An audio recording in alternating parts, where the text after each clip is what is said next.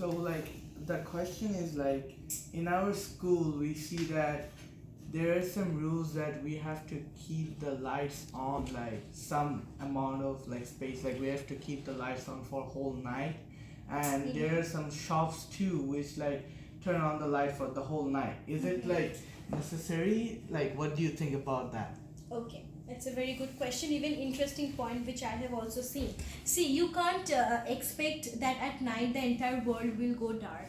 We can't expect that, right? Even when you go to sleep, I am pretty sure that you keep at least one light on, even if it's not in your room, at least somewhere in your room, just to be, even if you're awaking at the middle of your sleep, you're sure that you won't hit anything. So the reason for these things are like, okay, let's not make it too dark for the people outside the place, but yeah, how can we make it useful, how can we make it more resourceful? Like I mentioned earlier, that we can use LED lights and we can replace those normal incandescent bulb with LED lights, where the consumption of heat is so less, but the generation of the immunity, the light generation is almost equal. So we can replace those. We can use solar energy to convert our your or produce electricity, or rather, yeah, this is also a fact that some kind of monitoring is important, because during summer when the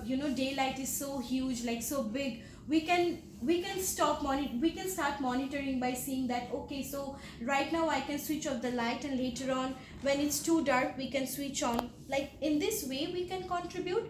But I would like to say, being a researcher, the scientific contribution I see here is through the solar energy. So electricity is mainly coming from burning of coal right now, and that is a devastation, because coal is nothing but a carbon chunk and produces lots of carbon dioxide. So if we can replace that coal with solar energy, which is, you don't have to count the amount of solar coming in, right? It's infinity. So we can use that energy to create electricity, and in return that electricity can keep your places always lightened, even in the night when you have to keep it lightened, because you can't leave the earth look like a dark phase when everybody's sleeping. Okay, I hope I answered your question. Yes, that helps. Prarthana, would you mind of sharing what kind of action you have taken so far to prevent climate change? Well, me and my family have been working in the community garden, which helps stop a little bit of pollution, because instead of driving all the way to the grocery store, you have all of your vegetables right there. And also, instead of using plastic bags, you don't have to use bags, which is also cutting down on pollution. And also now we're walking and biking to school and other places, which is also cutting down on carbon dioxide. Awesome. So this is a very good contribution, I must say, Prarthana. And I would also like to acknowledge your family who has taken this step, because I would, being a researcher or being a person who is working on this project right now, I would say that no, like any move is bigger. I would not categorize, okay, a community garden is not that effective compared to what I'm doing. No, every move is as big as possible. So try to contribute towards the change in climate, because right now they are doing the community garden thing, which is really helpful, because it's not only helping you to kind of restrict the usage of your gasoline car, it is also helpful because you get to see so many other people. It's a platform where you can socialize out of your social media platform. And also I would like to say that how can we kind of imply changes in our life is in our day-to-day life. First of all, try to abide the following rules, like reuse and recycle.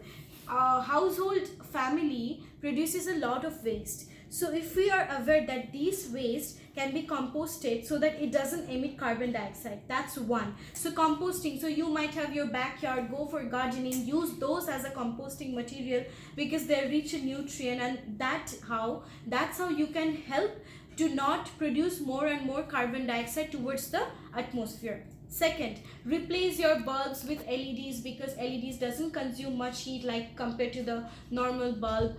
Try to consume less electricity. Try to be aware, if you're not in that place in that particular moment, do not turn on anything, for instance light or bulb or AC.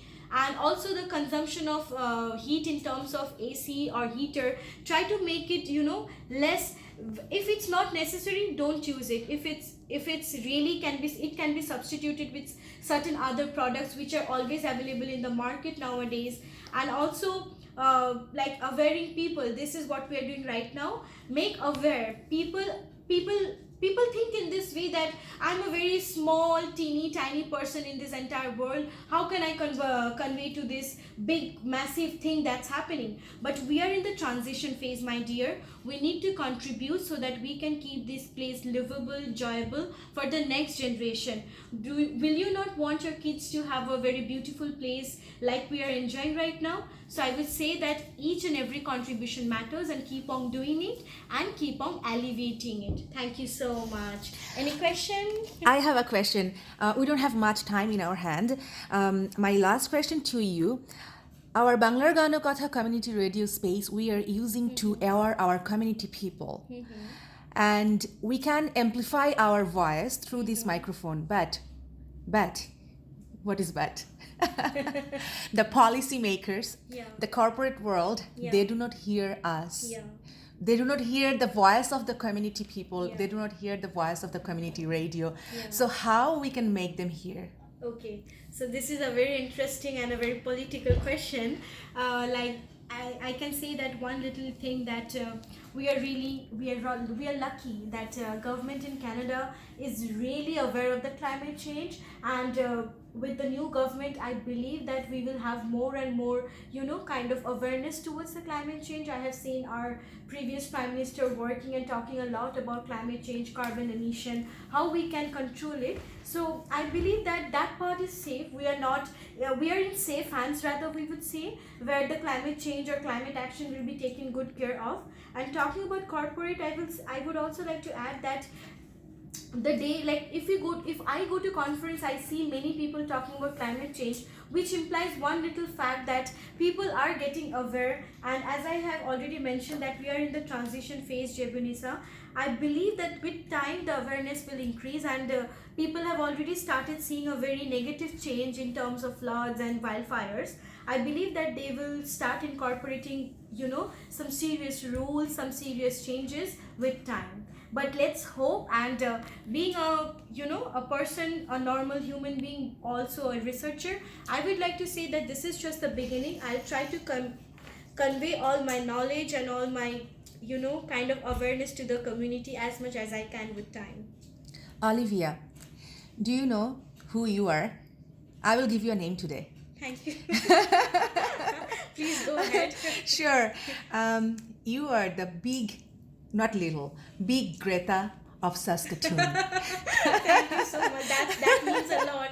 I hope that, I am so much inspired by Greta, because she is doing a lot. A 16-year-old girl who is talking on such a big platform and making everyone worried is something what you need now. But we also need to do the action. So let's see if we raise our voice where the action goes. Let's see with time. But I would say that our government or the person who will take care of these are very aware, and we are really in the safe hand now. So with the positive mentality, I would like to conclude, and I would like to say that someday we will be seeing a change, and we will be able to keep this place safe for the next generation, because I won't want my kids or my grandkids cursing me saying, "Grandma, you didn't do anything. You could have done."